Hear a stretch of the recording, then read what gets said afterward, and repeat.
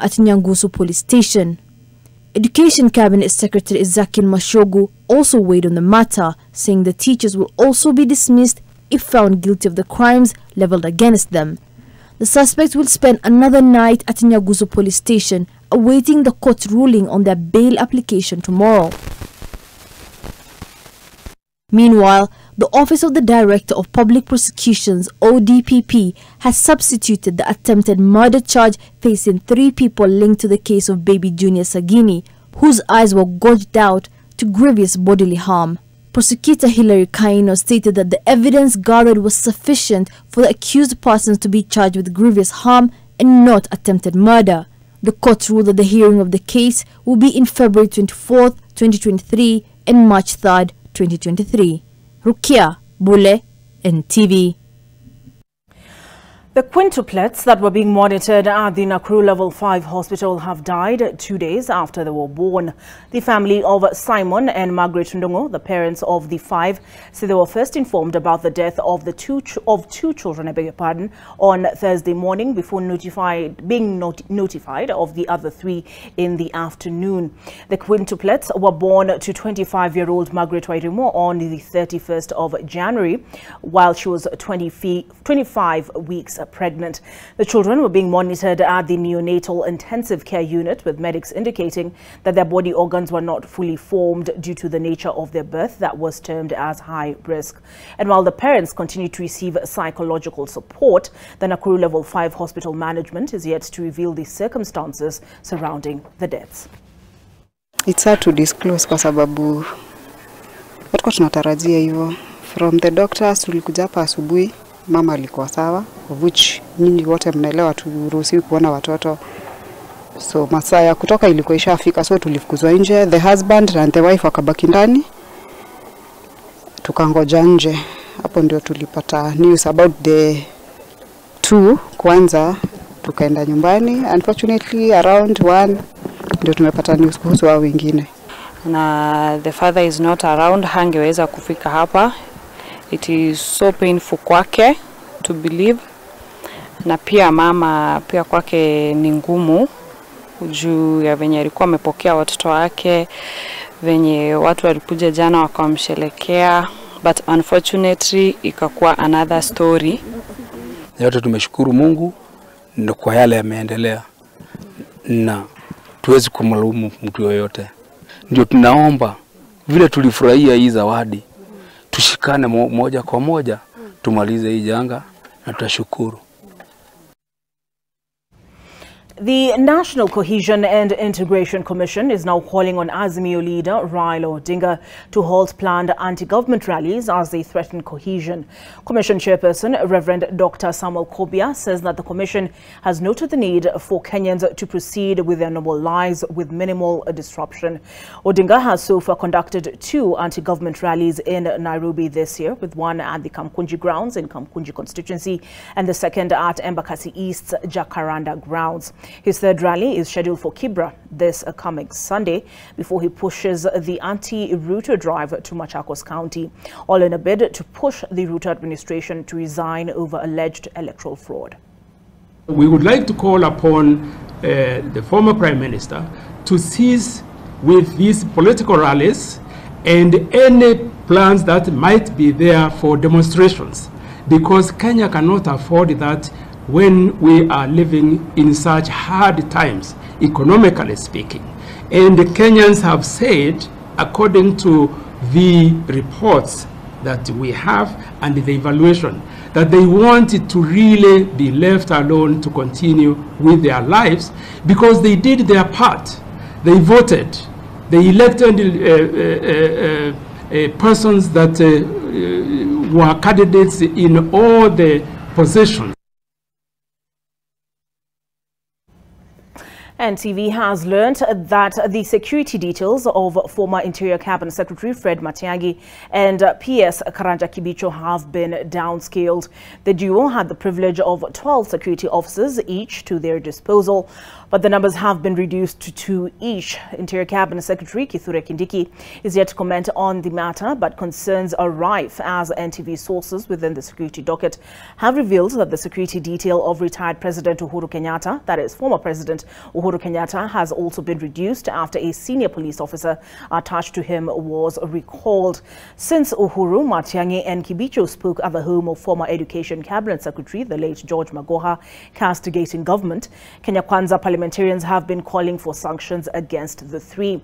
It is, however, not clear if the security detail restructuring is a normal administrative process or politically motivated.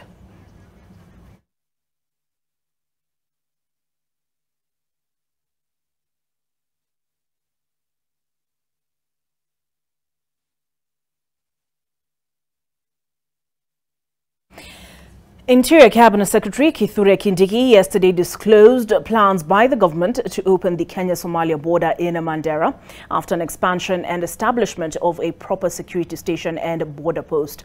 The CS has also expressed confidence and assured security officers that the task force on police reforms shall address the challenges of security officers and better their terms of service. NTV's Melita Oletenges with more. The troubled north has been rocked with Al-Shabaab attacks that have claimed the lives of security officers in the line of duty and destabilized business in a region that is still lagging behind in development. Kenya's border with Somalia in Mandera was closed in 2012 as a result of frequent attacks and Al-Shabaab sleeper cells freely roaming Kenya's territory, affecting business in the region. Kama hii kwame inazidi maka 4 na chakula imebanda bei kila kitu na watu hawana kazi, tafadhali sana hii border ikifunguliwa chakula mingi ikiingia watu watakuwa nafuu kidogo. Thursday, Interior Cabinet Secretary Kithure Kindiki was at the border post 1 in Mandera on a mission to start its revival. One that he says will require the construction of a border post and sufficient security before it's officially opened.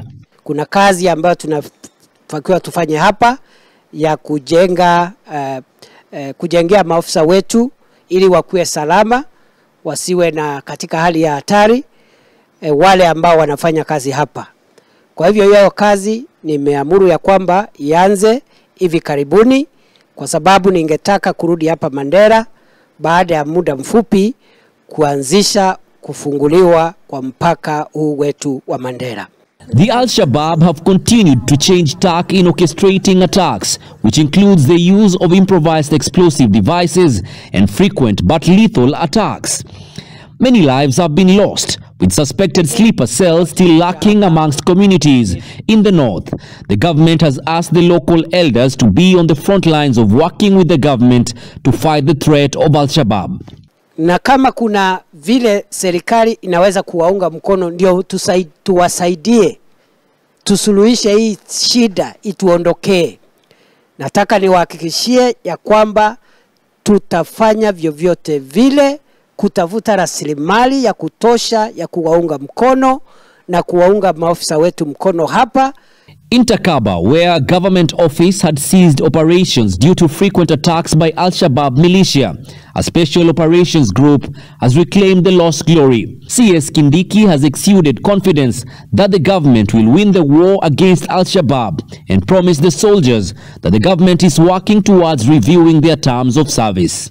That there is so much sacrifice that many of our officers make on a daily basis, risking their lives, risking their health, because of the safety of our country and the safety of our people. Even as they put their best foot forward in the battlefield, security agencies require sophisticated weapons to deal with Al-Shabaab and banditry. Interior CS Kithure Kindiki says the National Task Force on Police Reforms will address issues raised by men in uniform. Melita Oletenges, NTV in Mandera County. The National Police Service Commission has expressed concern over the improvement of terms and conditions of service and other reforms for the members of the National Police Service to the Task Force on Police Welfare. Matters of police mental health, retirement, insurance and a police aircraft that was redirected for use by the Deputy President Rigathi Gachagua at the expense of police. These are some of the issues that were presented before the task force, and with that report is Brian Mushiri. The journey to reform the police and prison service kicked off on Monday with Inspector General of Police Japhet Koome presenting their memorandum to the task force on the improvement of the terms of the National Police Service and the prison service, chaired by former Chief Justice David Maraga. Thursday was the turn of the National Police Service Commission to present its submissions on the improvement of the terms and conditions of the service and other reforms for the members of the National Police Service. Led by Chairperson Eliud Kenuthia, the Commission recommended that the police HR processes and records be automated. The mental health of police officers was also a subject of discussion, with the Commission requesting for psychosocial support for police officers. Regarding the current medical scheme, the Commission underscored the need for the sensitization of the new comprehensive medical cover to members of the National Police Service and the operationalization and commissioning of the National Police Service hospitals. Another recommendation emphasized by the chairperson of the Commission is the rotation position of the Inspector General of Police, as well as the conflict of interest in the top management of the police service in Kenya. And the role of the internal unit. There's an issue of overlap that has been raised here, and the police officers are complaining that there are times when there is a complaint and a police officer is being asked to respond to these three units almost simultaneously. However, the Maraga-led task force also tasked the National Police Service Commission to give a detailed submission on a later date on the different departments in the police service that are overstaffed. The police service is reported to have just one operational chopper attached to the service, with more than 50 officers having the ability to fly planes. The situation was made worse after a custom-made operational chopper for the National Police Service was reconfigured for the use of the Deputy President for private and official duty. Reliable sources have indicated that experts were brought in from Egypt to dismantle the surveillance gadgets installed on this Police Augusta AW139 to make it passenger-friendly. Prior to this arrangement, the police service had 2 operational choppers. The task force will now divide itself into several teams and tour all 47 counties from the 6th to the 17th of February 2023. Brian Mushiri, NTV, Nairobi. A judiciary employee is suing the Judicial Service Commission over what he claims were approvals to restructure the job groups in the judiciary without consulting the employees. This follows the implementation of austerity measures by former Chief Justice David Maraga, who during his tenure was very vocal on the shrinking budgetary allocation to the third arm of government. Bridget Singana with more. From February, the judiciary is implementing a shrunken job grade system that will see hundreds of employees demoted. Concerning the last question by...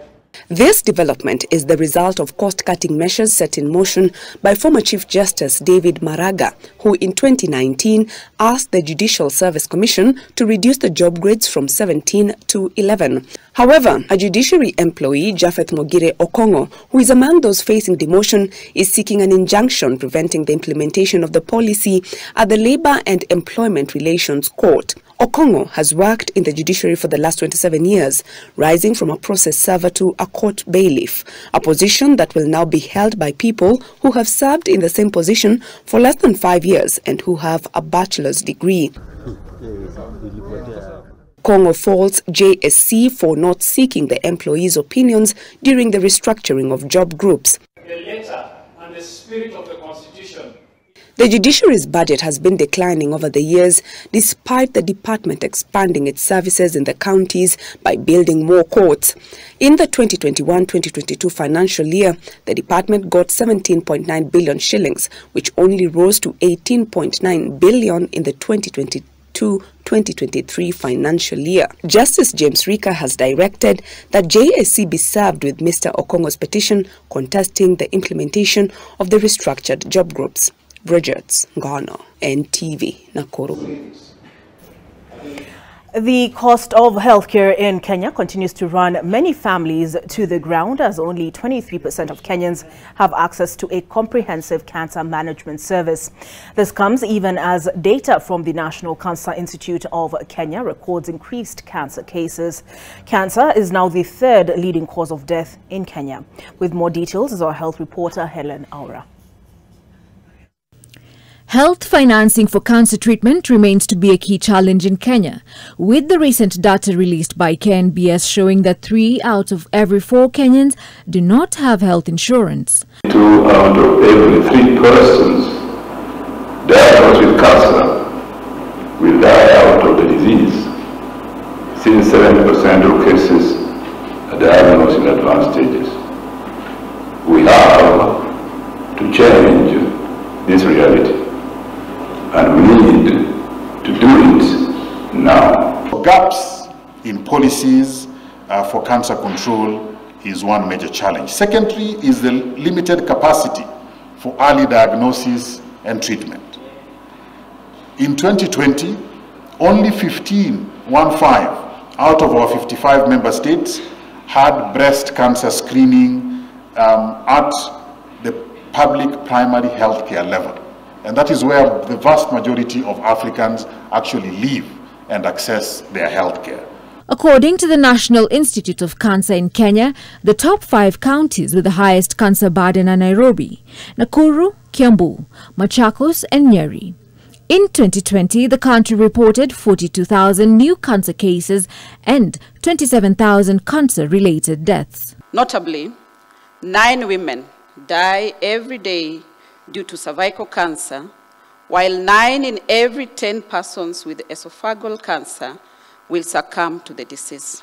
Through collaborations with the county governments, we have enhanced access to cancer screening through training of primary health workers and distribution of screening equipment to health facilities across the county. Data by the National Cancer Institute now shows that the leading causes of cancer among women are cervical cancer and breast cancer, with prostate cancer leading in men as well as esophageal cancer and colorectal cancer. Further, the leading cancer deaths have now shifted, with esophageal cancer accounting for 15.6% of the deaths, followed by cervical cancer at 10.4%.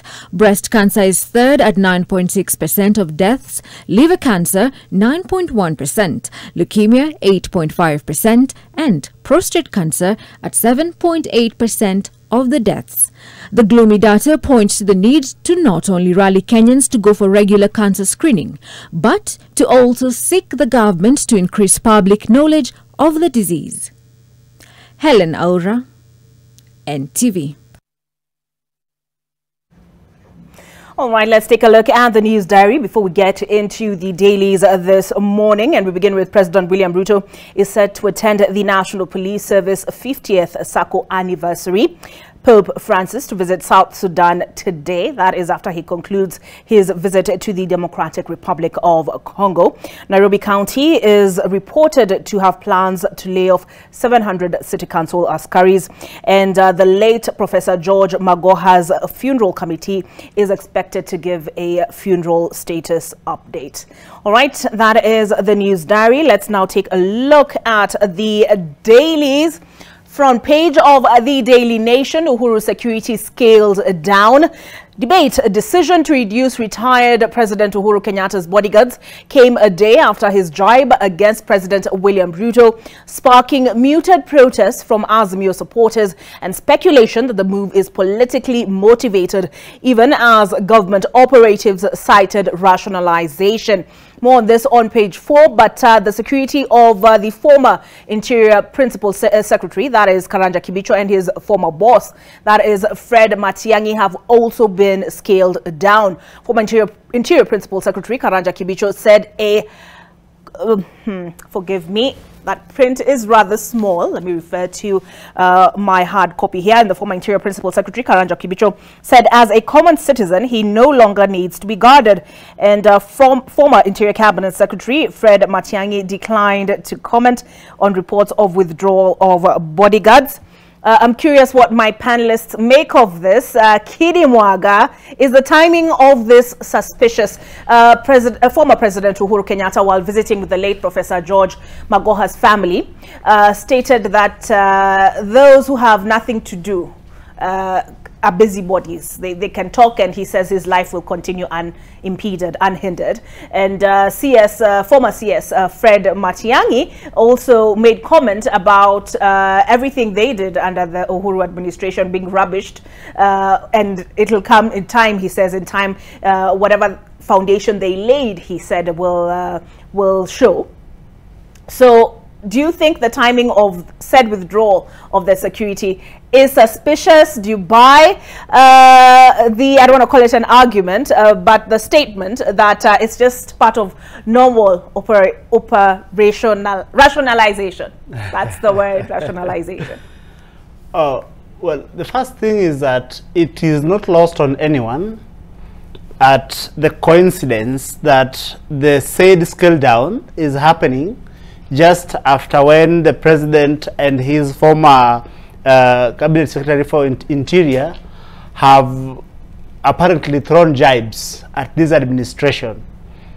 But then there is a precedent that has been set the world over, that usually a former head of state usually attempts to limit expressing his views in regards to how his successor runs the administration. Usually, it is supposed to give the new sheriff in town time to adjust, to settle in, and be able to set up.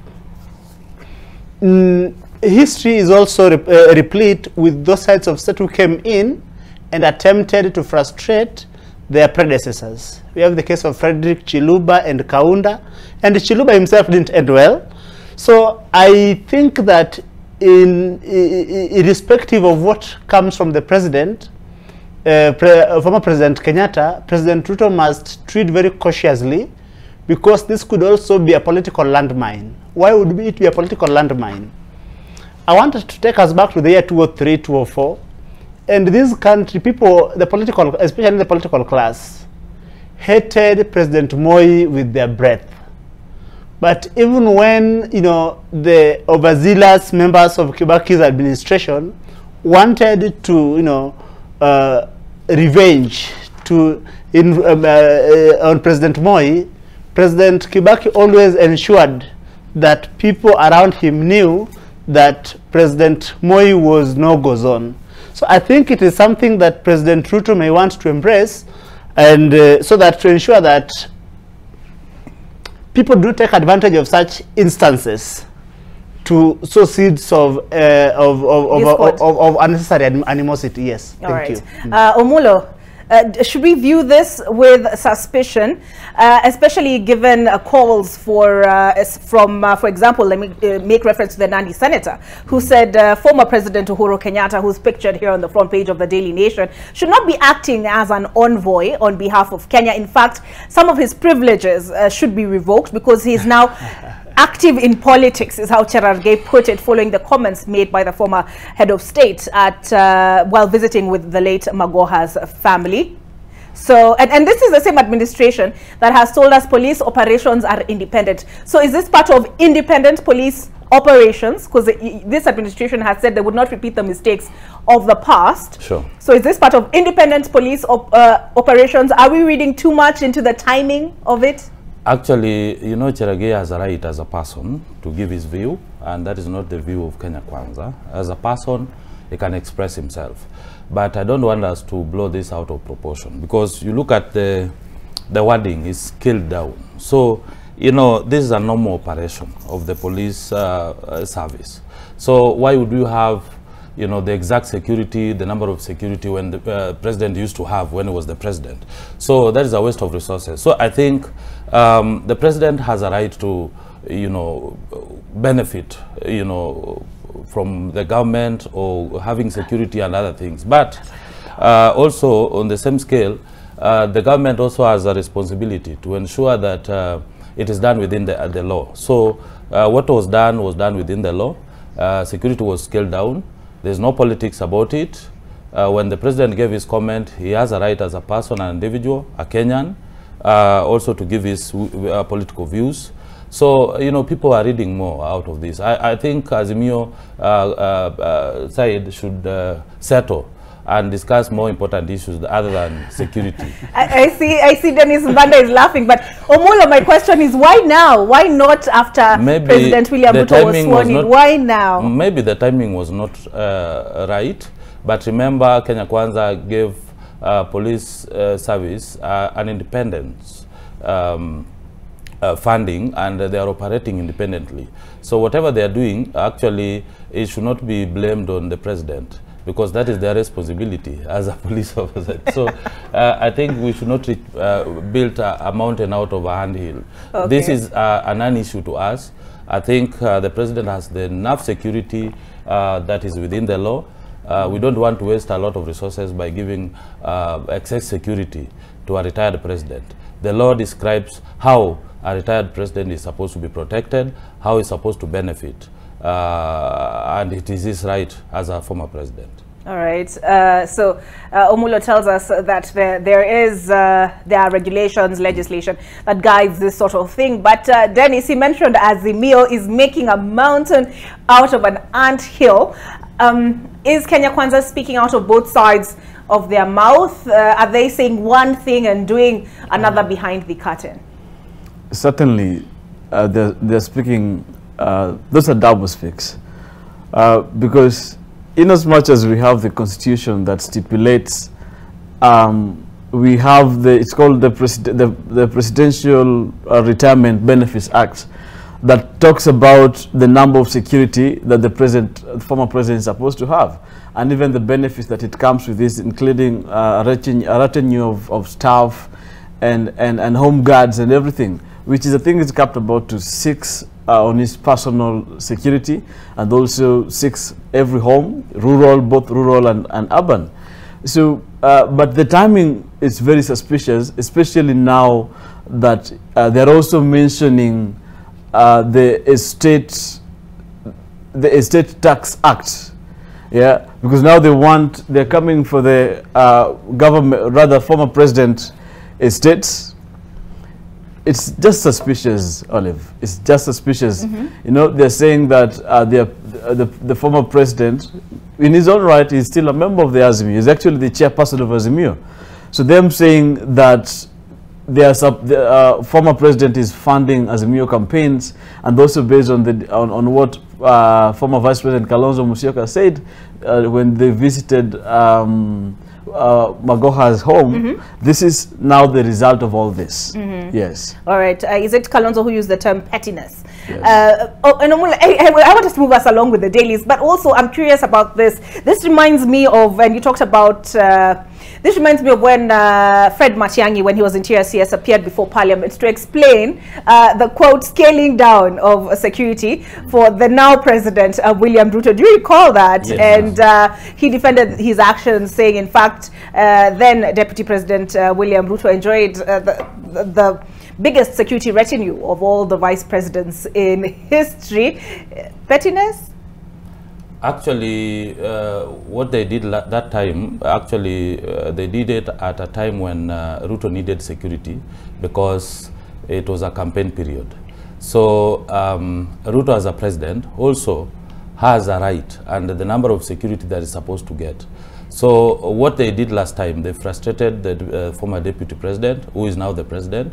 But I don't think if Ruto is actually revenging, because by then the police service was under the control of the executive. But as opposed to now, which the National Police Service is independent. with independent funding, actually. So I don't think if the executive or the president is involved in all this. So if they have decided to scale down the president's security, it is within their right, it is within the law, and if there's any other person who believes or feels that what was done is not within the law, they should move to court, because the president has a right to be given the security based on the law. Right. So I don't think it's a big issue, because right now we are facing a lot of challenges, and there are a lot of important issues that we are supposed to be discussing. So things have changed. Things have changed, leadership changed, and people need to move on. We don't have Matiang'i right now. We have Professor Kindiki Kithure, who has his own plan within that ministry. So I think Azimio side should relax. They should sit and watch how we are going to run this government. All right. So Olive, I must say this, that I'm a little disappointed that my brother Mulo looks at these things through the narrow prism of Azimio Kenya Kwanza. Yes. I think that position is wrong. Why is it wrong? Political mobilization in this country for a long time has happened on the basis of siege, ethnic siege mentality. Right now, what they call scaling down, for instance, I am told that the president was supposed to go on one of his peacekeeping missions. And he was given, I think, one security person without a doctor or something to that effect. But the net effect is the president's security was scaled down to a level that he thinks is puts his life at a risk, especially when he's out of the country. Right now, we are dealing with the question of as a supposed whistleblower. I'm saying as a supposed whistleblower because it is a debate I would want to again engage in properly when we get there.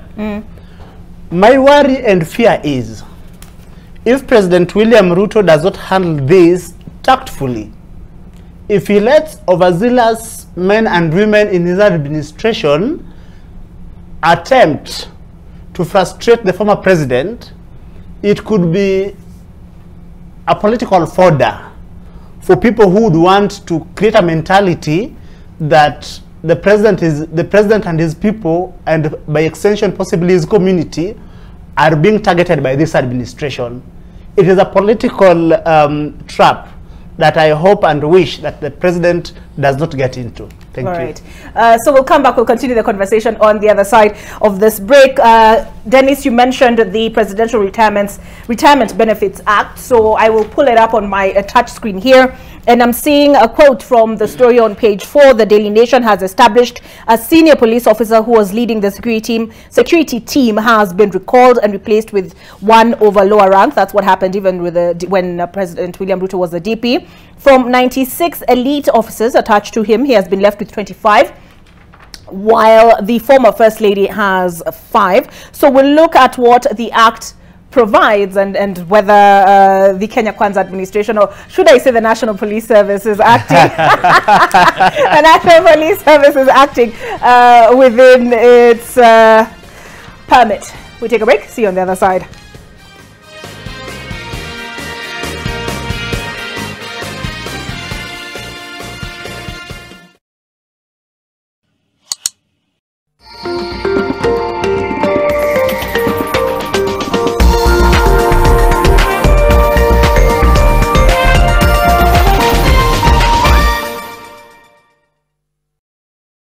Want to know the biggest story of the week? Do not worry. The Weekly Review has got you covered for in-depth analysis of politics, business, governance, as well as social issues. The Weekly Review covers it all. For well-researched, exclusive and investigative content, read the Weekly Review every Sunday on Nation e-paper and on www.nation.africa. Free of charge.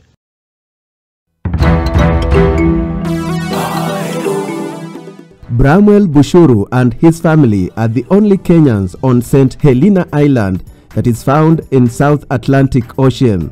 The terrain, the people, the culture, the systems. It's a place like no other. Bramwell is an air traffic controller on the island whose population is about 4,000 people. Link 3136, I copied 1229, stand by to send.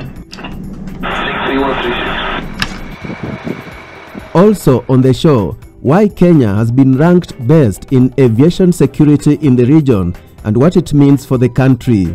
Aviation security is not a one-man show. It involves everybody in the industry. When it comes to aviation security, airports are absolutely key. This Saturday at 7:30 p.m. on NTV.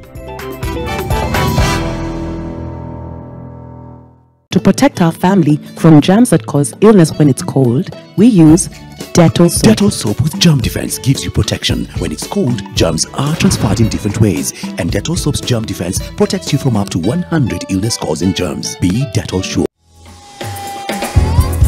Hallelujah! The Lord is worthy of all praise. God rewards faithfulness. And he's saying to Abraham, you have been faithful. You have walked the journey, you've stayed the course, and I will show myself faithful on your behalf. When we pray, we say, God, we are trusting you for breakthrough. We are waiting on you for breakthrough. But do you know what? Sometimes it is God who is waiting on you. You're talking about this grace that came upon a certain Elvis, that if you had seen, you would not have seen him twice, you would have moved on. Now that same grace is on you. The things that you're seeing are real, they are authentic. Let no one fool you or deceive you out of them.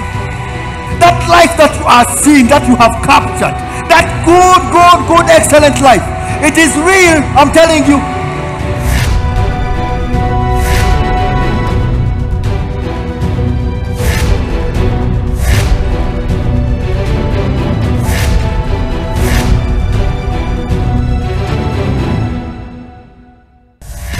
Grow your biashara by accessing loans, investment options, convenient banking, network opportunities, and so much more. Njoo tukujenge. Visit any one of our 93 branches countrywide. Family Bank is regulated by the Central Bank of Kenya.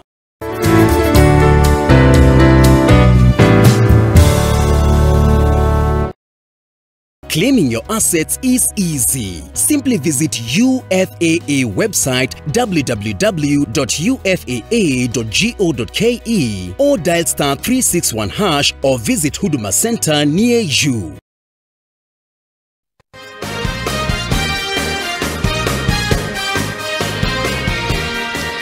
All right, well, just scrolling through the Presidential Retirement Benefits Act of 2013, and we'll get into that in more detail. But first, let's take a look at what else is making news. I'm sure many Kenyans are relieved to see this one. Teachers in the soup over viral, quote, sex video. 6 teachers caught on video forcing children to practice mock sex have been interdicted by the Teachers Service Commission. And when I look down here, I see Raila presses on with his protest rallies. He did state in Jacaranda on Sunday that they would be in Kibra this coming Sunday, and thereafter, the week after, in Machakos County, taking their rallies national. Let us see. Let's take a look at the front page of the Business Daily before we get into. Let me just move to page 4 because that's where we'll pick this conversation up when we're done with the other dailies. But Ruto fails to cut spending. That is the bottom half of the Business Daily. Ruto fails to cut spending in first supplementary budget. And if I can just highlight a few things about this report by Dominic Omondi. President William Ruto's administration has failed to cut the annual government spending in its first mini budget there we go.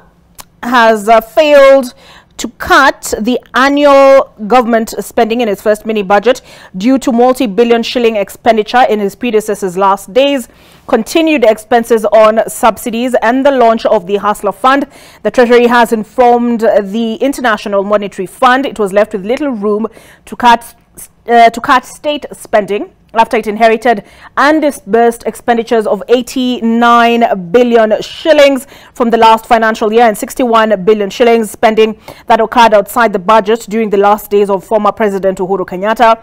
The new administration reckons that it also incurred extra spending on the launch of the Hustler Fund and support for fuel and fertilizer subsidies. The commitments inherited from the Uhuru administration and extra spending on implementing President Ruto's campaign promises have left the Treasury with an additional expenditure of 290 billion shillings. This has made it difficult for Treasury to implement the President's instructions to cut 300 billion shillings from the annual government spending in the supplementary budget, which was set to be tabled in Parliament last month.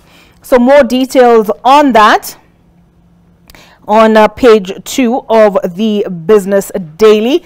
EPRA, I see it here, EPRA reveals second plan to increase cost of power. The Water Resources and Management Authority is the latest state entity to seek a bigger pie of the electricity bills in what looks set to further increase the cost of power. And I see here pension funds failed to beat inflation during 2022. Pension savers are staring at an erosion of their funds after returns from investments plunged below the rate of inflation last year due to underperforming equities and offshore assets. More details in the Business Daily. Let's take a look now at Taifa Leo. And they have the same top story as that on the front page of the Daily Nation. Uhuru sasa apokonywa walinzi. Afisa wa polisi wa ngazi za juu aliyekuwa akiongoza walinzi wa rais mstaafu Uhuru Kenyatta ameondolewa huku idadi ya walinzi hodari wa Reke Squad ikipunguzwa maradufu. And I think I will leave the newspaper review at that point. We will in good time. Let's see this. Wanahabari wakosoa wabunge. Wabunge walitaka waandishi wazuiwe kuhudhuria vikao ndani ya bunge. TSC yafuta walimu 6 kuhusu video. Walimu walitaka watoto kuigiza tendo la ngono na wenzao. So we've looked at this. I think the different story on the front page as compared to the Daily Nation is this one on parliamentary reporters taking issue with that proposal by the Westlands Member of Parliament, Tim Wanyonyi, to do away with the media center at Parliament's precincts. So I will leave the newspaper review at that point. Move us along to our topic of conversation.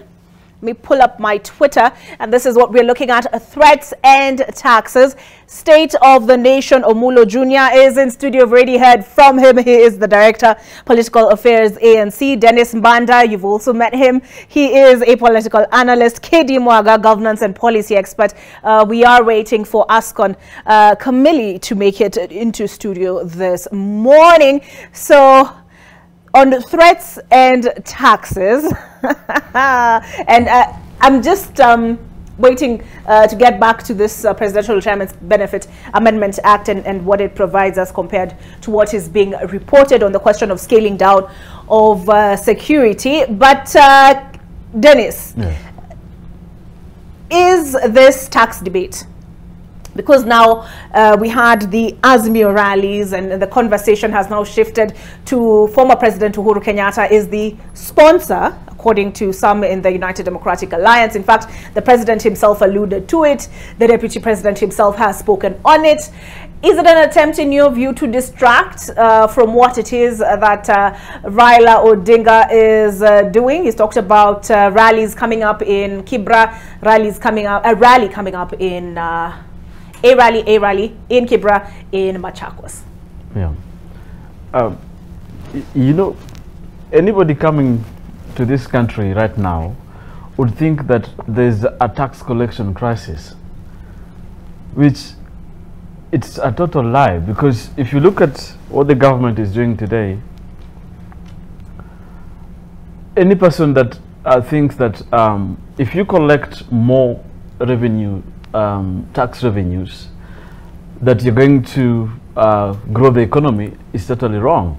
Because, for example, look at the 2002 government that Kibaki, rather the NAC government. Immediately that government was formed, immediately there was free primary education. And then number 2, Kibaki government managed to remove some of the counterproductive impunitive taxes. For example, the ICT tax, which is as a result today we're able to see a robust ICT sector in this country. Number two, he was able to remove and cut down import duty taxes on motorbikes. As a result, we're able to see the multi-million border industry that has grown until today. And also, in the same time, he also was able to cut down government expenditures. But look at this government. 5 months into the government, anything that would spur economic growth in this country has been stifled, because the new taxes that are being introduced by the UDA government is not meant to grow the economy. It's actually going to shrink this economy more and more. If you want to collect more taxes, what you need to do is to find ways to expand and grow the economy. Yes, our rallies at the Azimio rallies has nothing to do with the increase of taxes. Rather, we are just talking about how life is very difficult, because ideally everything is difficult. Look at now today, rather yesterday I saw Kenya Power wrote a letter to EPRA to introduce more tariffs. Yeah, so this alone is going to ensure that manufacturing sector will not be able to grow. Yeah, other than focusing on how we'll be able to spur economic growth and increasing, rather making factors of production easier for our for business to grow in this economy, the UDA government is actually making it more difficult. Okay, yeah. So Omulo, I'll ask you to respond as well. Is this about Kenya Kwanza providing a counter narrative to claims of electoral fraud, or is there a basis to the allegation that President Uhuru Kenyatta stands to gain? First and foremost, there are things that Kenyans need to know, that the economic principle of taxation requires that tax burden reflects ability to pay. That's the first thing. And based on this, when Ruto took over government, he made radical decisions to tax the wealthy, because we've been overtaxing trade but less taxing wealth. And therefore, we know very well that there are people in this country who've been evading taxes for years and years. And as you are aware, you know there's a law which was introduced with the former president, the founding father, that was exempting the former presidents from paying land rates and properties. So, you know, Ruto is just trying to bridge the gap between the poor and the rich. So this is a war of dynasties. And, you know, all these Azimio rallies has got everything to do with taxes. It has got everything to do with UDA or Kenya Kwanza policies. And we know very well that we have said that every person, everyone must pay taxes. It does not matter. You know, when God created human being, he created us in his own image. We are all equal. But, you know, you find that there are people who feel they are more important, they are more equal than others. You know, Kenyans are ready and are willing, and they are paying taxes. They have not complained. You know, when you're paying taxes, there are direct taxes, there are indirect taxes. And these are taxes. Is it true that Kenyans have not complained? They have not complained. You know, let me tell you, you know, the taxes that they are paying are within the law. And that is why we have indirect taxes that are paid through trade, when you buy goods and other things that mama mbogas and bodas are paying. There are also taxes that you pay when you're earning, income tax, VAT, and all these have independent legislations that are supposed to assess and guide how they're supposed to pay taxes. So when you touch on the rich, when you touch on these people and tell them that they have to pay taxes, now they feel it is high time they use now the people to protect themselves. And that is this is what is happening. It's about politics. You know, if it has you know, anything to do with the ability of the stability of the country, or about issues, the issues that they raised, which are very, very much important, about cost of living, which we agree with them, because that is the responsibility of the opposition. They are supposed to criticize. They are supposed to give, ideas on how we are supposed to move forward. And that is why, as Kenya Kwanza government, we have changed tax. We have changed the framework on how opposition is supposed to be run. And that's why we told them, we can give you an office, whereby you structure the opposition. You know what my brothers from the other side, they are used to what we call disruptive opposition, whereby when you want to table an issue, you have to mobilize people, you create propaganda, you design and an idea that Kenyans will buy. When you ask my friend Kidimwaga, who is the whistleblower, can we know him? Even WikiLeaks, we know the one of WikiLeaks. Actually, we have to assess the credibility of the whistleblower. Is he coming from IBC? Is he a stranger? Is he a foreigner? But you see, this is just an idea. Somebody came up with a paper. The Secretary General of Jubilee came up with a paper with some numbers, and he said, we won with this number. That is a choreograph strategy that you sell to Kenyans to, change the political perspective and how they view the Kenya Kwanza government. And then at the same time, you bring all these ideas of cost of living, and then you mobilize people, you radicalize people. But at the back end, what you are trying to do, you are telling Kenya Kwanza government, hey, we have to sit down.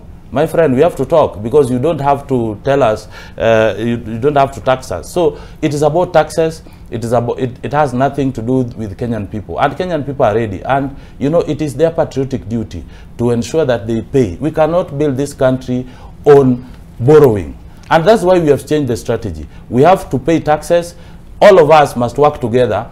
We give our what is due for us, and then we build this country. Even in churches, we pay tithes. If you are not actually faithful enough, you will not be recognized, or you will not be taken as a serious person in the church. And that is why all of us must pay taxes. So there is no room. These people are not going to escape, whether they like it, and we expected that they will fight back.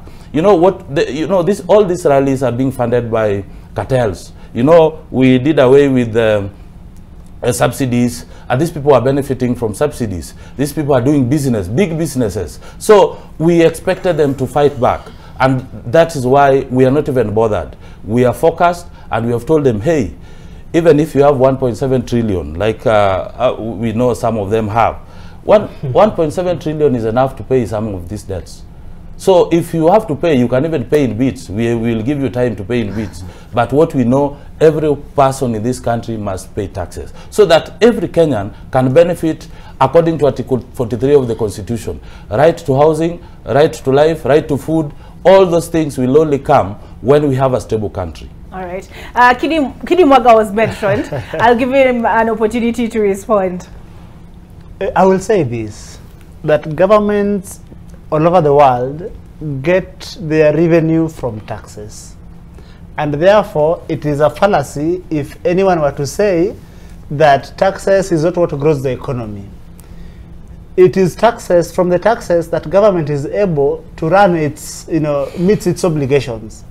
However, you cannot tax a people into prosperity. So that the higher the taxes, as my brother Mbanda puts it, is that it then begins to stifle a private enterprise, and what it does is that investors in that economy, by and large, usually take off. When investors take off, when there is limited private sector investment in an economy, then economy takes a sharp downturn. What has happened to date is that with the cost of power going up, the cost of basic commodities going up, it may be easier. We may all want to blame this administration, but then this could have been things that have taken place over the years, a mismanagement that has taken place over the years, and now they are coming, the effects of such said mismanagement is now coming to the fore. In regards to the tax obligation of the former first families, I think the position of the law is that these are as citizens of this country, they have got an obligation to ensure that they pay taxes. The family of President Moi, for instance, I do not understand why they should be exempted. And if there is a law, it may be legal, yes, but the question is it moral? Why should you tax a mamboga in the streets, a boda person in the streets, a driver in this, a taxi driver in the streets, while you cannot tax the family of a former president? So I think it is no brainer. The only people who want to turn this into a political issue, I think, are missing the point by the river.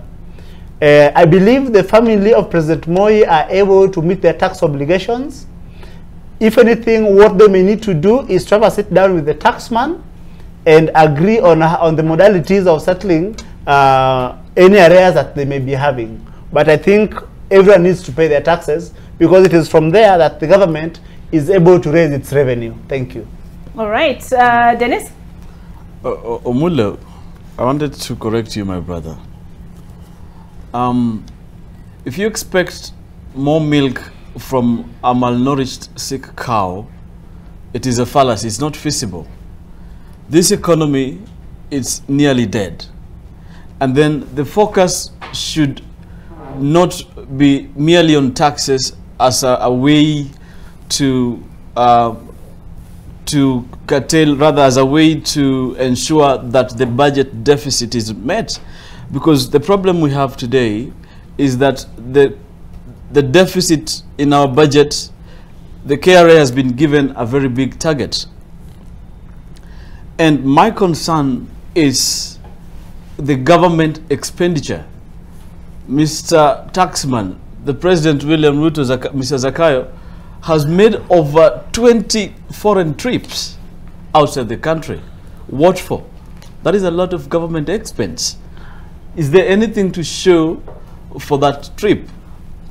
So if we cannot be able to reduce government expense, and then you want to tax this country dry, and yet this country is already in an economic crisis. Tax collection in this country is not a crisis. So the budget deficit that we had was about 700 billion.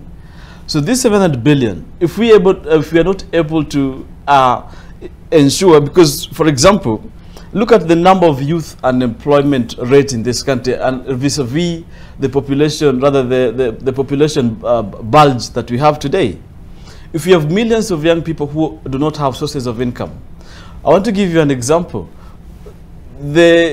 What was the name of it? Kazi kwa Vijana. Kazi kwa Vijana, these young people were able to get at least 500 shillings in a day. And if this was removed by this government, this Kenya Kwisha government, how do you expect these millions of young people to survive outside there? And then now you want, they're saying that they want to tax everybody. Where will they get the money to even sustain their livelihood? So the first thing that the government is supposed to do is to ensure that there is money in these people's pockets. Because if there is money in our pockets, then the government is able to do what? To collect more. So the focus should be growing the economy and not taxing people more. All right. Ascon Kamili has joined us. Good morning, Ascon. Good morning, Olive. Karibu sana. Thank you so much. I'm curious. Kidi Mwaga tells us we need to separate two issues. He says we need to separate the question of tax and everyone paying tax and separate the issue of electoral fraud. Yes. If I understood you. Okay, the theory is whistleblower. I think the issues that must not be seen within the same prism, so that let us interrogate each one of them independently. Yes. Do you agree with him, or has Kenya Kwanza successfully managed to divert the conversation from electoral fraud, and now we are all about Uhuru Kenyatta? Earlier, remember, much earlier, my position had been that, and actually I've shared this over and over, and Babu Owino alluded to it when you're doing his interview about the elections, that I'm actually convinced William Ruto is a step ahead of his competitors politically. Because had the conversation turned from the high cost of living to the Kenyatas and the dynasties, you know. That turn in itself shows that there are thinkers around him who can be able to solve political challenges whenever they come. You know, like for instance, there was this question of whether the cost of economy is bearable. And suddenly we are discussing why the Kenyatas and the Mois are not paying their taxes. And the whole country is burning, you know, emotionally and they want to understand why some people are exempted from paying taxes. And I agree with them because the thought that there are people who have a law designed to ensure that they're exempted from paying taxes alone is very nauseating. You know, you wonder to yourself why a whole of a president and a family that big could not be able to take care of their tax you know, responsibilities. And having said that, the Estate Duty Act that apparently exempts them from these obligations is subordinate to the Constitution, and the Constitution is very clear as to who and when we are supposed to pay our taxes. So therefore, I think the National Assembly and the Senate should move with speed and ensure that this is amended to cure that mischief. The Kenyatas and the Mois must pay taxes. That should not be negotiable, you know, because if we are going to compel, like Kitty says, if we're going to compel the most basic person down there to pay taxes as low as 5 shillings. Actually, the conversation right now is on how mamambogas and the ones who are doing their daily businesses can be taxed even better. Then why should we exempt people who are billionaires from paying taxes? And that also points out to what I had said initially about my position on why I think William Ruto is proving to me that he's a good politician. Like Donald Trump, he has kept to his promises. You know, when the conversation began in the campaigns about the dynasties and the hustlers, he was very clear about this, that we are not going to exempt anybody from paying taxes. This is not an animal farm, and he has kept to it even after the elections. And that is something that really warms my heart, because politicians across the world and globally have not been very keen about, you know, keeping to their promises. William Ruto talked about paying taxes by the dynasties. We didn't even know there was a law that exempted these people from paying taxes. We are just coming to realize that right now. But also, having said that, consider that we have political temperatures rising. My question would be, if President Uhuru Kenyatta has the hand of the president to, you know, play such key roles as an envoy out there to ensure that peace is brewing in the DRC and other parts of the region, why then would he engage in politics of, you know, fanning turmoil in Kenya? I think I don't agree with him. If he chooses to be a politician, then William Ruto is within his rights to ensure that he deals with him accordingly. And what he's doing right now is the right thing politically, dealing with Ruto accordingly. I mean, dealing with Uhuru accordingly. Dealing with Uhuru accordingly. Yeah. All right. But if you say this is not political and that it is really about evening the playing field, right? You know, it is very political, but it is political in a very smart way. Let me use the term leveling, you know, not getting even. But if this is really about leveling the playing field, and there's a question I asked Omulo earlier, is the Kenya Kwanza government speaking out of both sides of its mouth? And I asked that question because Pauline Njoroge here, in an exchange with, not really in an exchange, in a response to Dennis Itumbi, she asked, has Humphrey Kariuki paid more than 30 billion Kenya shillings in taxes? Has Tabitha Karanja paid more than 12 billion shillings in taxes? Has Wamboi Waruto paid 2.1 billion shillings in taxes? All these people heavily financed your campaigns in exchange for protection from paying taxes. What do you say to this ASCON? Well, as I'd say, there's a really fine line between the politics and the reality of paying taxes. The politics is, in fact, the fact that you know, UDA and Kenya Kwanza is responding to what they think Uhuru Kenyatta is doing by hurting their president, by hurting their ambitions as a government, by trying to sponsor Azimio rallies. So they're responding to this by questioning, you know, whatever they feel there could be loopholes, which is not bad. That is the politics of every day. You know, you have to find a way of, you know, crippling your opponent. And I think I agree with them. If Uhuru Kenyatta, in their view, is still active in politics, then it's okay for them to behave in the manner which they're behaving. But also, having said that, the questions that are coming around the DPP and how Kariuki and Tabitha Karanja have had their cases dropped, I think those are things that are being dealt with by the DPP. And if anybody feels that the DPP is not doing the right thing, then there are specific you know, ways in which this can be sorted out. On the issue of Uhuru Kenyatta and Gideon Moi, these are things that are on paper and are in law. And these are things that must be cured. Any sane Kenyan must inquire why a whole president does not pay taxes. I think even in the US, President Obama pays taxes today. It is something so, I mean, I don't even know what to say. It's really wrong. And into the ears of the common person, it is something that really hurts. That the former president, even with all the privileges of the security, the house helps and everybody, still cannot meet their tax obligations. That's the very answer. Dennis, you have something to respond to? You know, we are getting this estate duty tax entirely wrong. Askan, does it mean that the two former presidents do not pay tax entirely? It does not mean that they do not pay their taxes. The issue about the estate duty tax is talking about something entirely different. It's about the inherited properties that they got from their fathers and what they have today. So that what happens to you? If you were to inherit, if you were to inherit anything from your old man, does it stop you from taking your tax obligations in that line? No, it should not, because if you're going to pay inheritance tax so that you're able to get that property, then we are going to miss the mark. Does that happen to everybody else? That is exactly. So if it happens to everybody else, why then should they be exempted? You know, the Constitution was very clear. You know, if the estate duty tax exempted Jomo Kenyatta, and vis-a-vis in 1992 when it was again amended by Moi government to also include the President Moi, we're not saying that they're not supposed to pay tax. I totally agree with you, but this is purely on property. You know? For me, I think it doesn't matter whatever it is on. What matters is if there's a tax obligation, be it on just buying a pen, everybody should take care of that. And I think we are missing the point by the river, because we are speaking to Section 7 of the estate duty tax.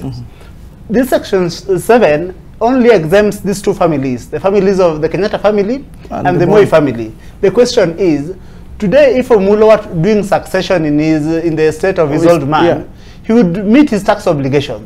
So what is so special about these two that they should not pay taxes?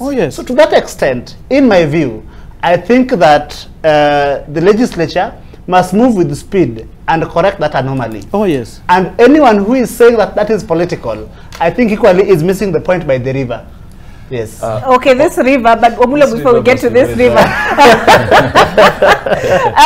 this is, you referenced the law. I have it pulled up here. Thank you. Let's just see what it says exactly before I get into the Nyandarua Senator Methu and what he says about the purchase of banks and the taxes that were exempted. So just a quick second. So the proposal is by the Nandi senator, who you said, Omulo, you said is acting as in his rights as a Kenyan, and not necessarily speaking for the Kenya Kwanza administration. But I see here Senator Samson Cherargei retweeted this. Under the law, when you retire as a president, you are given some government support like vehicles, security, money, and an office. But the former president is still active in politics. He's not retiring, and therefore the government should withdraw the government vehicles that he owns. So that's a different conversation, and you didn't have a chance to comment on that, Ascon. So I will give you that opportunity in a minute. But first, let's look at the proposal. He's proposed an amendment of Section 7.3 of the Estate Duty Act that exempts former presidents Kenyatta and Moi, including their estates, from paying taxes contrary to Article 210 of the Constitution. Instead, the vulnerable should be exempted. And the provision in question, not this one, is it this one? Yes, and this is Part 3, imposition of estate duty exemptions and allowances. And this section, that is now Section 3, states the section shall not apply to His Excellency Mzee Jomo Kenyatta, nor to His Excellency Daniel Toroitich Arap Moi. What did you feel when you read that? I'm just curious. Was this, no, was this sounds restricted to me to the two? Does it extend to their families? Okay, I know the families are the ones who benefit, right, from the inheritance. But now the question would be, what is the percentage? If you're told that the Kenyatta family is supposed to inherit anything from the former president Mzee Kenyatta, how big is that? That should be the question. But let's say we amend with that it. In mind. But Ascon, let's say we amend it, right? The law does not apply retrogressively, if I understand correctly, or does it, Kidi Mwaga? It doesn't. It does not. Yes. So, sorry. I mean, what effect does this exemption have today? The exemption is today as we speak. Of course, the Moi family are dealing with the question of succession of their estate. So it means that the public coffers the taxman will have something from the Moi family. And I don't think that is a bad thing. Yes. All right, so we need to take a break, but when we come back, we continue this conversation. I finally opened up, like I mentioned, I want to give ASCOM an opportunity to respond to this. Huru security scaled down. So I have pulled up the, and I have also opened Senator Methu's Twitter so we can look at that other tax aspect of banks. I have pulled up the Presidential Retirement Benefits Act, the original of 2003, and also the amendments which were effected in 2013, a decade later, 10 years later.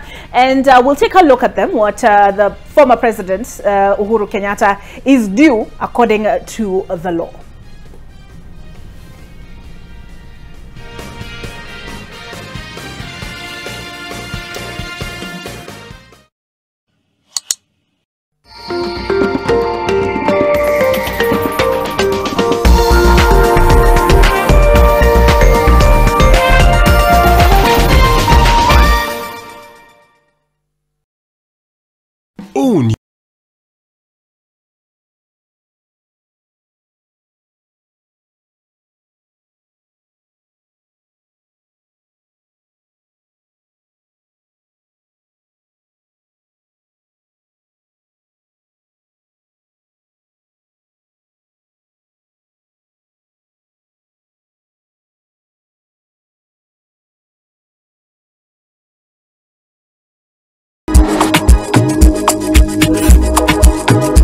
Who am I?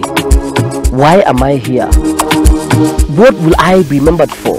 These questions come to a man at different stages of his life. Early for some, late for others. Yet some men go through life groping for answers. But fortunately for you, this doesn't have to be the case. The second edition of Man Cave is an event where you get to spend time with different men.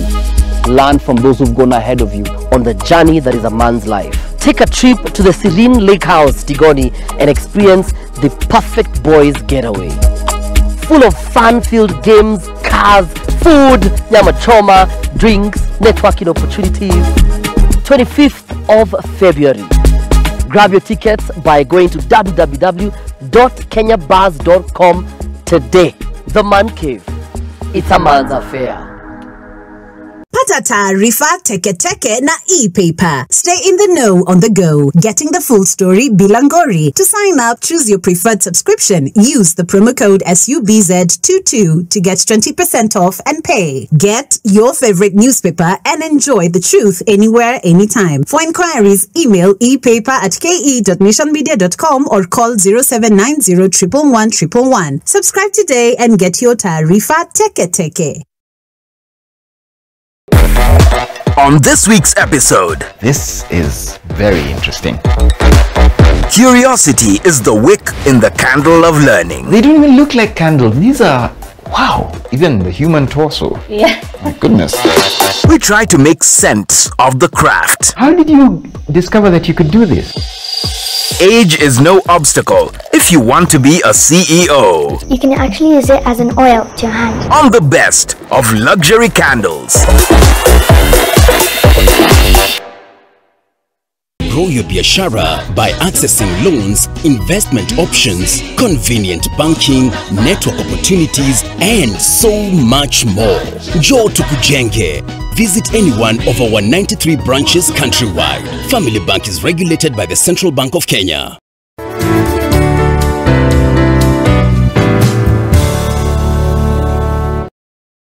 Claiming your assets is easy. Simply visit UFAA website www.ufaa.go.ke or dial *361# or visit Huduma Center near you.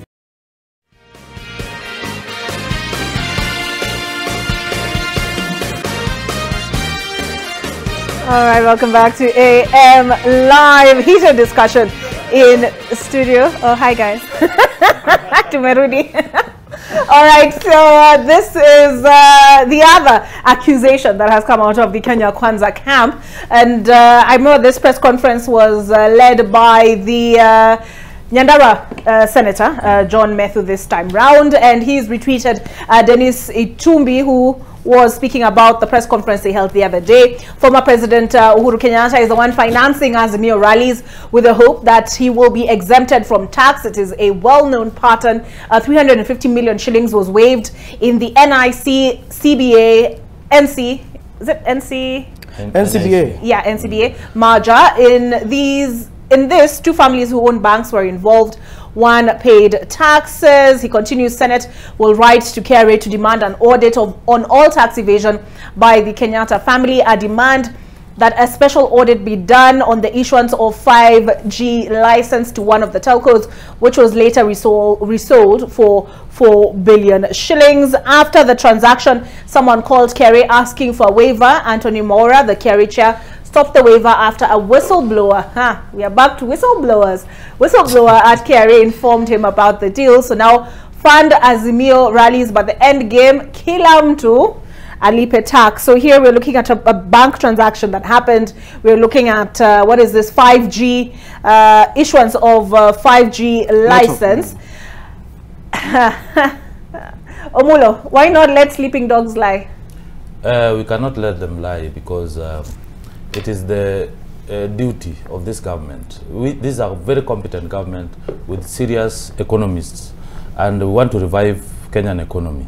And we are not going to joke around because we've realized that in the previous governments there were cartels. There were people who sat down and decided to burden common mwananchi, tax trade, give them a lot of space to evade taxes, and that's why we are saying it is the responsibility of this government to ensure that we raise funds, and that's why we are taxing wealth. When we say we are taxing wealth, because in the previous government they were overtaxing trade, and now when you tax wealth, when the wealthy pay, because they have a lot of money that they don't need, we can have that money to build this economy, and that's why. These people you are talking about, they own huge chunk of lands. Some of them, individual owns almost up to 500,000 acres of land. They own banks, they own industries, and it is only prudent that we work together as a country, because there is no any sacred cow. This is not an animal farm, just as the president said. Okay. Where some animals are more. If this is not an animal farm, then what do you say to Pauline Njoroge's contention? What of Humphrey Kariuki? She is asking, what of Tabitha Karanja? Is that playing politics? It doesn't matter whether they are working with Ruto. We have said, even Ruto himself, as a president, he will pay taxes. Yeah. You remember even Tabitha Karanja in the recent court ruling, it was against her, and it was not, the ruling was not in favor of her. She was asked to pay taxes and other things, so to pay their arrears. So all these people will pay taxes. It doesn't matter whether you are in Kenya Kwanza or in Azimio. And that is why we should not play politics with taxes. And if there is anything to go by, we have not introduced any new taxes. The government of Kenya, or Kenya Kwanza government, is taxing what is supposed to be payable, what is within the law. So if there's any other additional taxes, which there's an amendment that is coming up in Parliament, they have an opportunity to present a petition or even give more ideas on how these taxes, additional taxes, are supposed to be paid. So we have not introduced any taxes. What we are saying, and that's why there's a lot of pressure. There's a lot of politics around, because there are people who feel that they are untouchable. That a time has come that every Kenya, common mwananchi, must now rise to the occasion and understand that there are people who have been evading taxes, and we are going for them. We are equal, and even those people who are suffering down there, we need all this money to build industries, to fund farming, and also to create jobs. And that is how we will build this country. We cannot build this country through borrowing. Every time, even the previous government, every time they needed money, they ran to China, they ran to these other countries. And we borrowed over 9 trillion. And that it is a fact. That is why every person in this country, and we still maintain, I know even some of us, we are young people, but want to grow knowing very well that it is my responsibility as a person to pay what is supposed to be payable. Okay. I cannot be taxed on what is not payable or what is outside the law. All right. Kidi Mwaga, as a governance and policy expert, how would you advise former President Uhuru Kenyatta to tread these waters? The first question, or the first issue, is that meeting tax obligation is something that anyone should not squabble about. If anything, least of all is if you are a former head of state. One thing about most African countries is that proximity to power gives people so much leverage to be able to, build their respective businesses, industries, and whatnot. So that it means that if your country gives you so much, then you fail to remit, to exercise or meet your tax obligations, it means you are not as gracious to your country as your country is as gracious to you. So that the question of taxes, in my view, as my brother Camille puts it, it is an issue. It is not something that we should not be debating about. Yeah. Let everyone come out and support this and support the country by paying their taxes. There is a debate that was going on about a week ago, but I want to put it at the global perspective, that the 16 most richest individuals on the globe, the first top 16, own as much as half the population of the globe. And that scenario replicates itself in our country. Oh, yes. Say the top billionaires in this country own as much as almost 20 or 30% of the population. So that it means if you tax 4 people or 4 families, it is as much as taxing 30% of Kenyan population. I think that people whom have benefited from this country, from this country's riches, from this country's goodness, must also ensure that they support this country so that this country is also able to support them. Thank you very much. All right, and I would like to look at the other threats from the other side as well. And let me pull that up. Here we go. Show us the video. Chebukati says to Raila, ex-IEBC chair demands that Odinga produces alleged video of him at Azimio Boss's home in 7 days or face legal action. Opposition leader claimed that Chebukati, 2 other former IEBC officials wanted a bribe. Dennis, show us the video. By my opinion, for me, I'm thinking Chebukati is supposed to be in prison today. Yes? Because what he has costed this country, today we have an illegitimate government and they're fighting very effortlessly to ensure that they have they are widely accepted across the country, which is not true. Chebukati bungled this election, and the evidence is there. His Excellency Raila Amolo Odinga cannot just wake up and say what he said without evidence. It is true that Chebukati visited Raila Amolo Odinga, and the CCTV footage to that effect is actually there. Okay, and the fact that they've been given a timeline. And when Raila Odinga mentioned that he's requesting for the Commonwealth Secretary to come and also assist in terms of auditing the just concluded election, the evidence will be provided. It is there. So if Chebukati continues, now he's saying that he'll be able to take Raila Odinga to court. What exactly was he doing in his residence at 1 p.m. rather 1 a.m. in the morning? Because he's supposed to be the neutral figure in this election. So at what point was he going to Raila Odinga's home? Because we know for a fact that he was looking for favors. Okay, so that is there. But not to mention that, I wanted to mention something still on government expenditure on how on the issue about revenue collection. if you look at the public interest expense for the financial year, the concluded financial year, rather for the first financial year, within these 5 months alone, the public interest expense shot to about 274 billion. And for the domestic foreign interest only was about 218 billion, vis-a-vis the national, rather the foreign debt expense, which was about 55 billion. And if you look at the projections that are given, that at the end of this financial year, the debt interest expense will be able to be about 700 billion shillings. And that is a lot of money. So if we are able, if the government is not able to move very fast to ensure that we curb this debt interest expense, is as good as doing nothing. Number two is about on the impact of shilling depreciation on the public debt. For the first 6 months alone,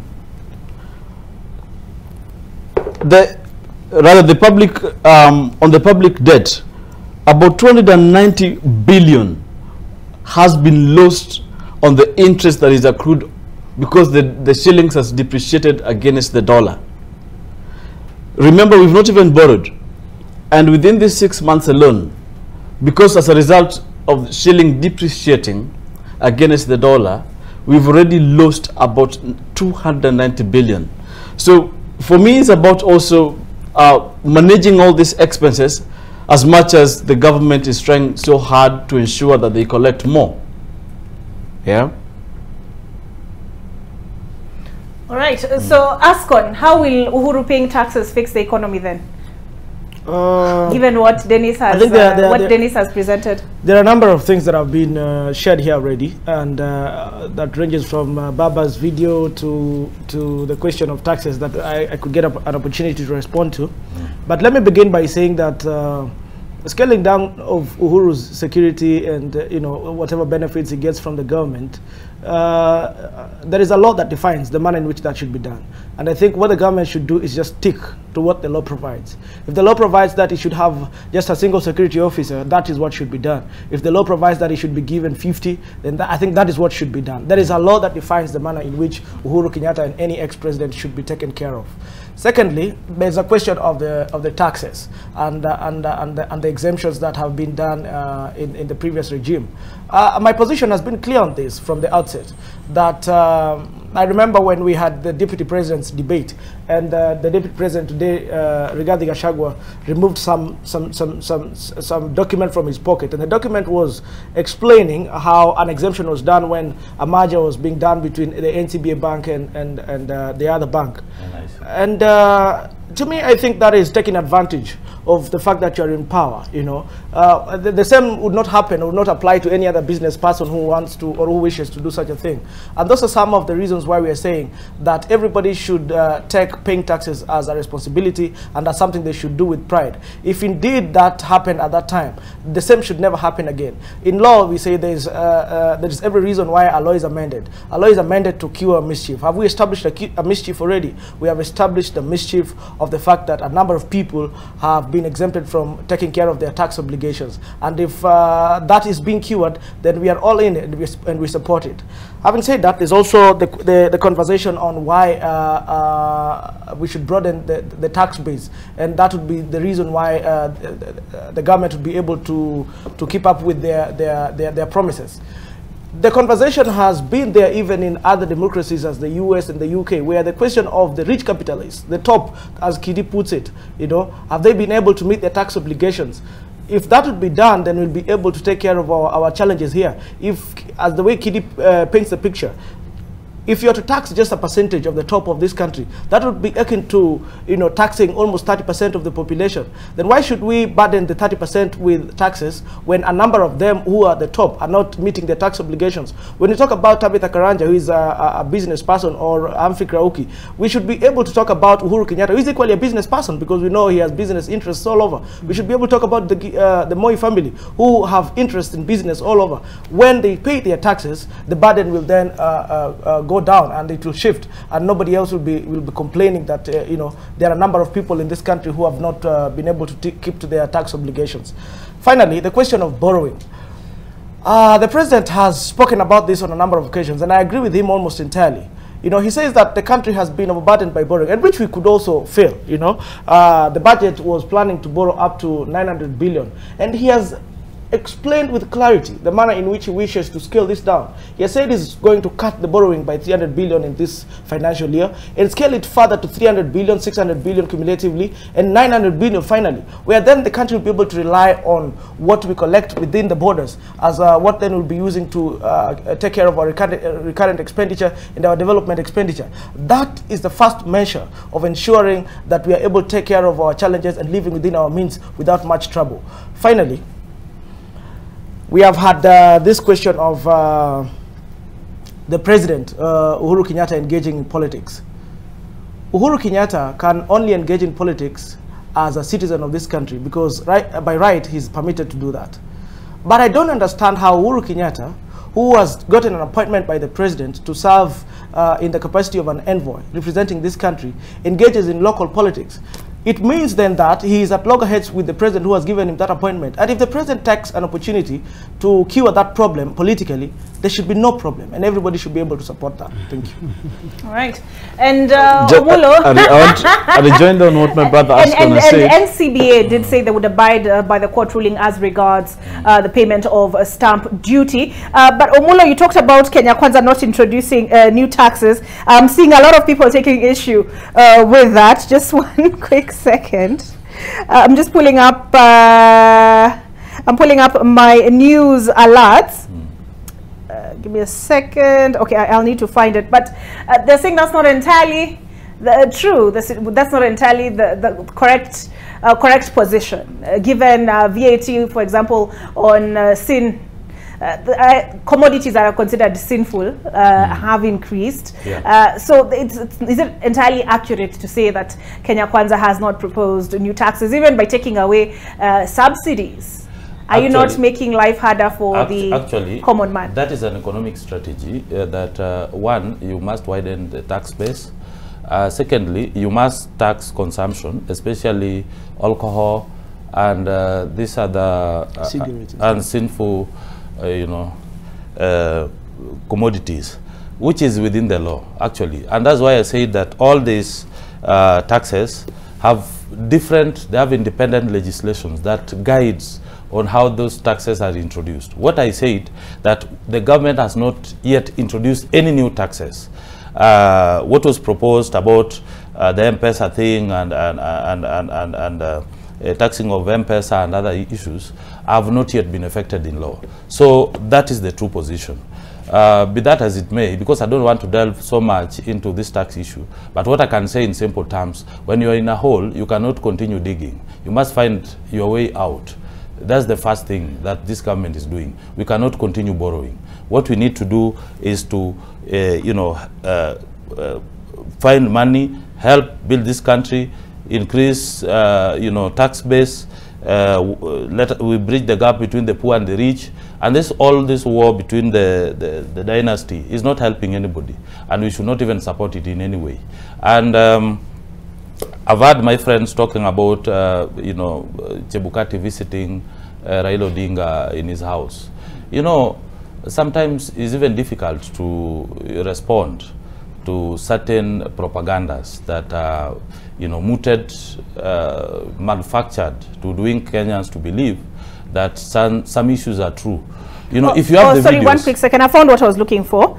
Calm alarmed by the proposed amendment on excise duty that will affect bottled water, juices, other non-alcoholic drinks and cosmetics. So it's not just alcohol, but you've addressed that anyway. Yeah. So, and you said the proposed snooping, as some Kenyans view it, of M-Pesa has not yet come into effect. So you're saying no new taxes as at now. All right. Sorry, you were talking about the Chebukati CCTV allegations. I'm also curious, why is the president acting as Chebukati's mouthpiece? He's not acting. Last time when I was here, I said that the president as a person, he has a right to express himself and even tell Kenyans what transpired.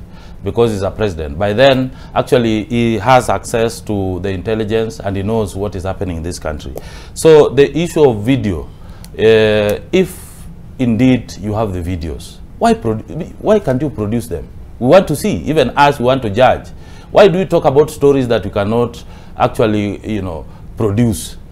You know, if indeed Chebukati visited you, why can't you produce the video? Why can't you produce the pictures so that we can crucify this man? Why do we have to, you know, talk about issues that are not healthy and that are meant to damage the reputation of an individual who worked hard to manage the election? So I think it is high time we change tactics, because, you know, we've been, my friends have been doing same thing, same tactics. You know, the frequency, even the pattern is the same. You can read everything. So it all started even in 1997 when Ruto was a member of parliament in Eldoret. You know, we have never accepted losing elections. So remember, we fought the ECK through reforms. We fought ECK. We came up with IBC. When Isaac Hassan was the chairperson of IBC, we fought him. We hunted him out of office. Even cried and said that whoever did this to me will never be president of this country. And then we came back to Chebukati. You know, Maraga did justice to Kenyans when, you know, he ruled against the state. And he said that we are going back to election. What happened? They decided to withdraw. And they said, we cannot go back with Chebukati. They forgot that Chebukati is still around. And then they came back and had handshakes with Uhuru Kenyatta at the steps of Harambee House and forgot about Chebukati. They came up with the BBI, we concentrated in the BBI and left Chebukati in the office. So it is not Kenyan mistake. Kenyans voted peacefully. Elections were done peacefully. You know, votes were counted peacefully. Results were announced peacefully. Even though at Bomas there were chaos here and there, but the country was peaceful. Kenyans had the opportunity and they voted, and that is all done. And let us not incite Kenyans come up with political scenarios or political, we call it, you draw a cartoon that give a perception, a negative perception about the government. So it's about politics. It's about behind the curtain. These people are fighting taxes. They don't want to pay taxes. These people want to sit down and negotiate because business is not working. I can tell you for a fact as a politician that there are certain decisions that have been made by this government that some quotas, some people are not happy about. For example, mail coming from Uganda, and even you know, because there are people who own these companies and they want to benefit. You know, Kenyans are now can get milk cheaply, and they are not happy because they are losing their, you know, their benefits. We've had gases, gas cylinders or gas coming from Tanzania. They have opened borders, and initially gas was going at a price of 3,600. These people are selling gas at 3,600. Now it has come down to almost 2,000 or something. So they cannot be happy. These are big business people. That's why they want to use Kenyans. And we want to tell Kenyans, right now, they are no fools. They are, you know, they are wise enough. They know what is politics and they know what they want. Okay. And as Kenya Kwanza government, we are committed because we were voted in by hustlers. We are pro-poor. We are pro-poor.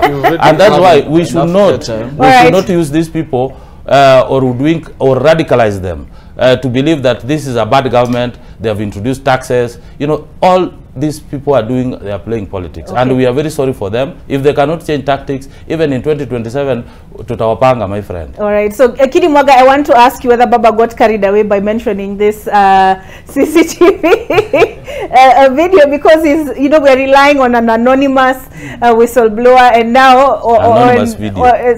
Not my words, Omulo. He said it is. I mean, it is Omulo who said anonymous video. But I just wanted to provide some clarification, because part of what we've discussed as far as taxes is concerned is that stamp duty exemption, right? So I have it here. I see there's a story here by Business Daily. This was filed in August of 2019.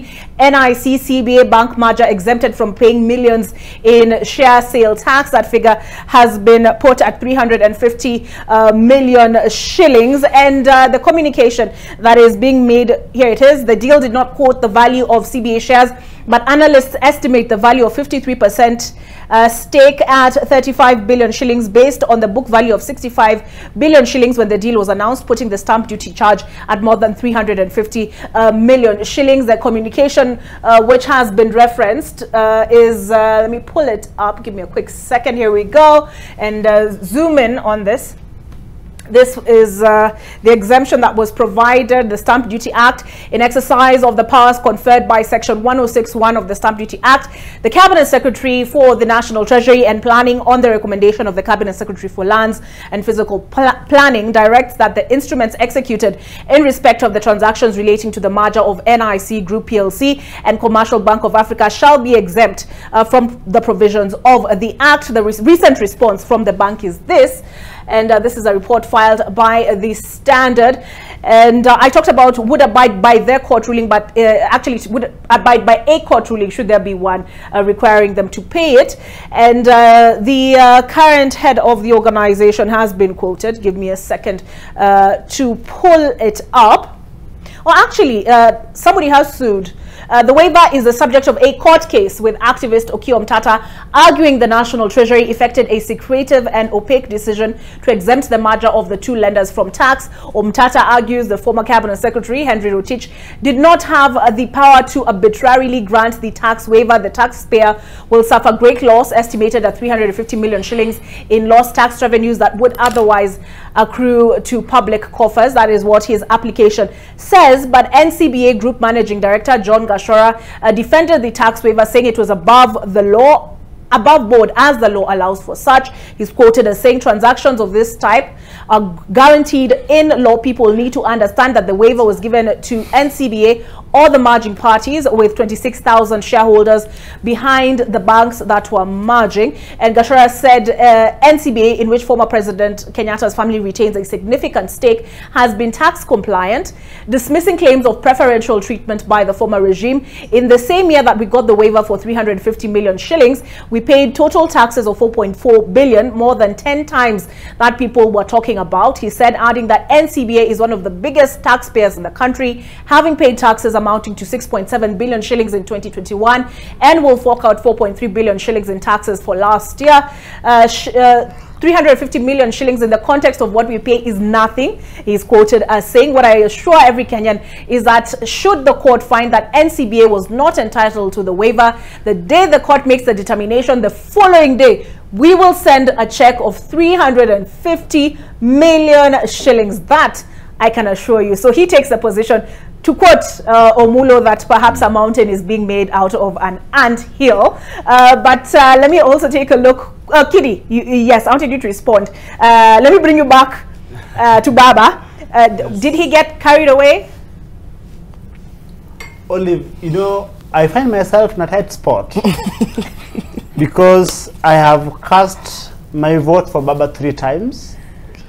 I worked actively for Baba's campaign in the last elections. But there are certain things, I am unable to reconcile myself with. One of them is the claim that this government is illegitimate. That statement in itself is an insult to the intellect of the people of Kenya. Because there is a reason why Kenyans donned fatigues and went to the streets chanting, no reforms, no elections. I mean, those young people were in the streets, those were us. Part of why we were saying no reforms, no election, because we had the moral force of the Supreme Court determination in our favor. When we said when Baba has announced the minimum reforms, we had expected the Jubilee administration then to move with speed, enact changes if necessary, but then there was a question of the time constraints. So when the repeat elections was called and Baba did not participate, we supported that. I personally supported that position. But then we engaged in what was called the People's Assemblies. Part of the People's Assemblies was to put pressure on the government. If anything, if there was a government that was illegitimate, I would tell you, then it was Uhuru's second term. But then what happens is that handshake came, and handshake effectively demobilized us. When I say us, I mean us who were around Mzee, the NRM, and the ODM fraternity, who are, I mean, essentially us. So when we got into the handshake, because reforms at the IEBC, we believe that IEBC was not properly constituted to conduct elections, especially after the Supreme Court had said that it had not conducted it in accordance with the law. But then when we got in, we've abandoned that reform and, you know, lumped it together with other agenda and under the BBI, so that when the BBI failed, it effectively also killed the reforms that should have been carried in the IEBC. The second thing is that Baba got carried away within the handshake. And I am saying this with utmost respect. There was a question of the appointment of the CEO of the commission. My brother here is a player in politics. My brother here is a player in politics. And the other brother over there. They know how that played out. The handshake team slept on the job, and the team that was constantly monitoring how things should be, how the game should be played, ended up with a commissioner, with the CEO of the commission, that they had wanted. The Azimio candidate lost. Then it came to the commission now. The handshake team ended up appointing 4 people, 4 commissioners, that I will tell you that were deemed pliant to them. But one thing they forgot to was to also appoint someone who is a lawyer. Because I will tell you that there were schemes to remove Wafula Chebukati. But then when we had the new commissioners coming, it is when they were in office that is when they realized that, one, the vice chairperson was not a lawyer. And therefore, but what does the law say? The law provides that the chairman of the commission must be a lawyer. Actually, an advocate of the High Court of 10 years, at least 10 years standing. In a nutshell, the IEBC gave its determination. That determination was upheld by the Supreme Court. As people who worked for Baba, we believe that if Baba were to go to the Supreme Court, Baba should have gone to the Supreme Court as a respondent, not as a petitioner. The Supreme Court now being functus officio, and the decision of the Supreme Court in the question to the in relation to the election to the office of the president being res judicata, meaning it has been settled. When anyone is attempting to say that this government is illegitimate, one, that person is unnecessarily inciting the young people of Kenya against this government, and secondly, he is taking the people of Kenya for a ride. We are told that we need to invite the Commonwealth Secretary to come and audit the IEBC servers. The first question is, the Commonwealth Secretary is coming on what basis? If you read the UN Charter, there is the basis upon which other countries may interfere with the affairs of other countries. It is usually in instances of open hostilities where the country's security forces have turned their guns on women and children, or generally what is called an unarmed population, the civilian population. To tell us that the Commonwealth Secretary will be, I mean, we are a sovereign country. So that is also another instances where Kenyans are taken for a ride, and I almost used one of the adjectives of the Supreme Court. But I remember protesting on this very show that those words were less than judicious. Yeah. Okay. So only as I finish, let me say this. It is I must make this point that I even find it difficult today to join my coalition in what they call the consultations, because I believe this government is legitimately in office. Losing the election narrowly does not undermine the credibility of a president or of a government. All right. We have only 2 minutes, and I wanted to give Dennis opportunity to respond as well. Dennis, the question posed by President Ruto is, why didn't you present this CCTV footage in court? Before I go to that, Raila Amolo Odinga is a man of high standing in this country. He's a man of integrity. He's a man of repute. He has done more for this country than all these minions in UDA government has done. Yeah? There's no zero track record in UDA government. Zero track record. My brother, people in UDA are also leaders, not to call them minions. But you know, I remember in 2017 at Kasarani, Mr. Zakayo mentioned that NASA is clueless, rudderless, planless. But in real sense, this government is all that, clueless, rudderless, and planless. Now, my concern really is the Supreme Court, the time frame for the Supreme Court determination of the electoral petition, it's so short. So I think moving forward, because electoral injustice in this country will not stop today. So what Raila Amolo Odinga is doing today is as a result to ensure that the future of this country is actually defended and protected. The next few years, few of us here will be looking for political chances to lead this country. And if we do not address this electoral injustice once and for all, then we are doomed to fail as a country. Okay. Yes, so my concern is that, number one, remember that when we filed the petition, we were not able to be given access for the servers. What is the other name? They said that it was contrary to Smartmatic, that it was contrary to the intellectual property right. So, but again, they were our clients. So, meaning we needed unfettered access to the IBC servers. That has never happened.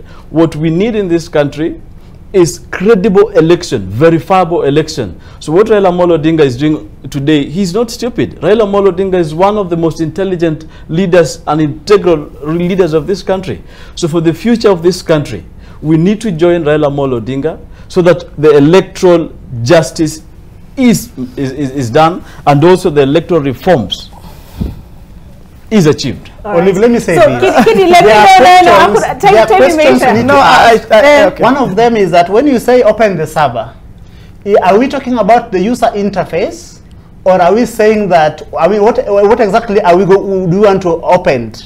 Is it the user interface that how you the transmission of the elections go through the servers? Yes. So if they are open, we're able to know what exactly transpired. This is a conversation we need to properly have time for. We will interrogate it. Yes. Next Friday, I think I should. Next Friday, ask on. I have to end the conversation, or else they will fade us out. So my name is Olive Barrows. We've had Ascon Kamili in studio, Dennis Mbanda.